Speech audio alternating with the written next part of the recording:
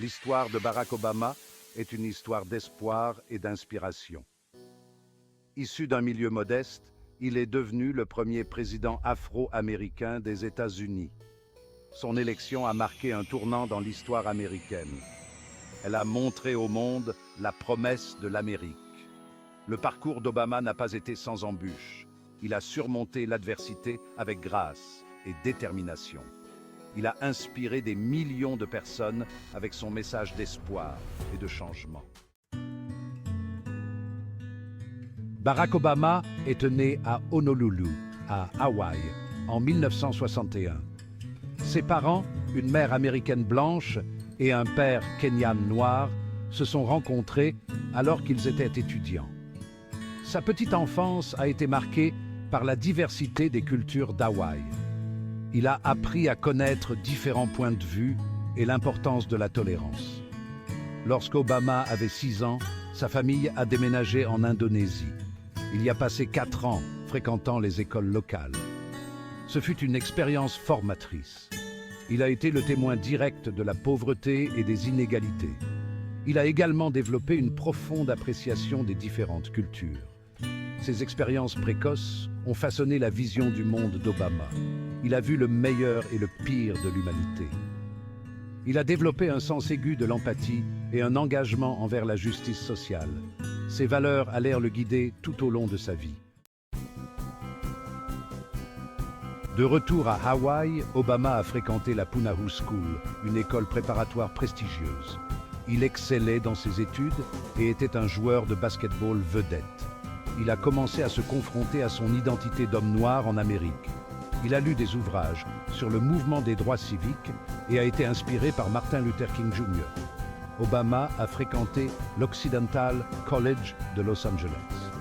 Il s'est engagé dans l'activisme étudiant, s'élevant contre l'apartheid en Afrique du Sud. Il a ensuite été transféré à l'Université Columbia de New York. Il a obtenu une licence en sciences politiques avec mention. Il y a perfectionné ses compétences en matière d'écriture et d'esprit critique. Ces compétences allaient s'avérer inestimables dans sa carrière ultérieure. Après avoir obtenu son diplôme de Columbia, Obama a travaillé comme organisateur communautaire à Chicago. Il a aidé les habitants à se battre pour de meilleures conditions de vie. Cette expérience lui a appris l'importance du travail de terrain et le pouvoir des gens ordinaires à créer le changement. Elle a également renforcé son désir de poursuivre une carrière dans la fonction publique. Chicago est devenu le terrain d'essai d'Obama. Il travaillait sans relâche, nouant des liens avec des personnes de tous horizons. Il écoutait leurs difficultés et les aidait à trouver leur voie. Cette expérience a approfondi sa compréhension des défis auxquels sont confrontés les Américains de la classe ouvrière. Il a vu de ses propres yeux l'impact de la pauvreté, de la criminalité et du manque d'opportunités. Il a également constaté la résilience de l'esprit humain et le pouvoir de la communauté. Ces expériences ont nourri sa passion pour la justice sociale et son désir de faire bouger les choses.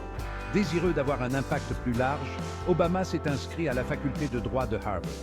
Il est devenu le premier président noir de la Harvard Law Review. Ce poste prestigieux a mis en évidence son intelligence et ses capacités de leadership. Il lui a également valu une attention nationale.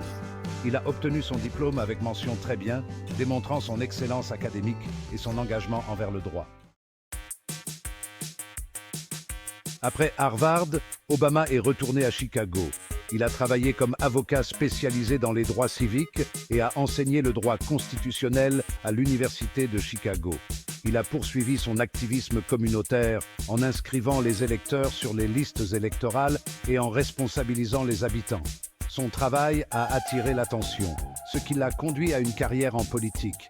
En 1996, Obama a été élu au Sénat de l'Illinois. Il a rapidement acquis la réputation d'être intelligent et capable de travailler avec l'opposition.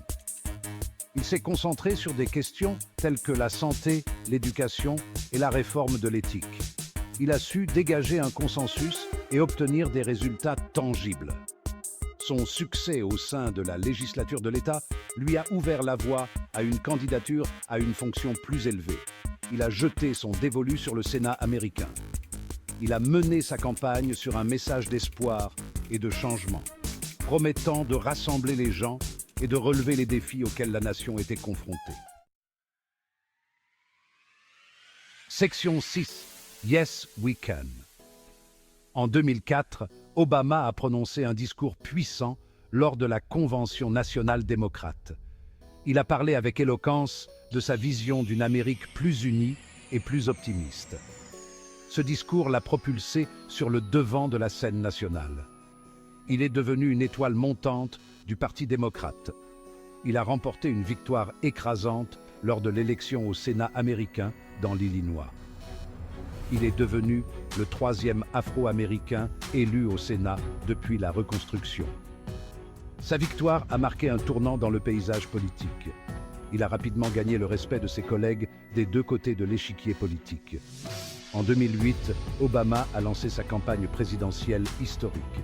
Son message d'espoir et de changement a trouvé un écho auprès de millions d'Américains. Le slogan de sa campagne « Yes, we can » est devenu un cri de ralliement pour le changement. Il a promis de mettre fin à la guerre en Irak, d'élargir l'accès aux soins de santé et de s'attaquer à la crise économique. Section 7. Diriger l'Amérique. La campagne d'Obama a galvanisé les électeurs à travers le pays. Il a battu John McCain lors d'une élection historique. Il est devenu le premier président afro-américain des États-Unis. Sa victoire témoigne des progrès accomplis par l'Amérique. Il a pris ses fonctions à une époque de grande incertitude économique. Il a signé l'American Recovery and Reinvestment Act pour stimuler l'économie. Il a renfloué l'industrie automobile, sauvant ainsi des millions d'emplois. Il a nommé la première juge d'origine hispanique à la Cour suprême, Sonia Sotomayor. Il a signé le Dodd-Frank Wall Street Reform and Consumer Protection Act afin d'éviter une nouvelle crise financière. Il a abrogé la politique Don't Ask, Don't Tell, permettant ainsi aux Américains gays et lesbiennes de servir ouvertement dans l'armée. Il a mis fin à la guerre en Irak et a ordonné le raid qui a tué Oussama Ben Laden.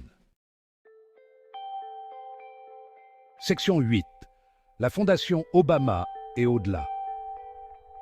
Après avoir quitté ses fonctions, Obama a continué d'inspirer. Il a créé la Fondation Obama afin de former les futurs dirigeants. Il s'est exprimé sur des questions telles que le changement climatique, la justice raciale et la démocratie. Il a continué à défendre les valeurs qui ont marqué sa présidence. Section 9. Un héritage d'espoir et de progrès. La présidence de Barack Obama a été une période de transformation dans l'histoire américaine. Il a inspiré des millions de personnes avec son message d'espoir, d'unité et de progrès. Il a fait tomber les barrières et élargi les opportunités pour tous les Américains.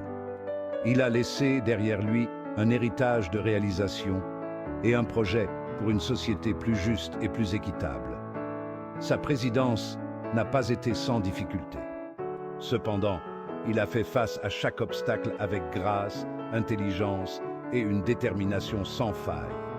Il nous a enseigné l'importance du dialogue, du compromis et de la collaboration pour résoudre les problèmes. Il nous a rappelé que l'Amérique est à son meilleur lorsqu'elle accepte sa diversité et s'efforce de créer une union plus parfaite. Son histoire continue d'inspirer les gens dans le monde entier. Il nous a montré que le changement est possible. Il nous a rappelé que nous avons tout le pouvoir de faire la différence. Il a laissé une marque indélébile sur l'Amérique et le monde. Son héritage d'espoir et de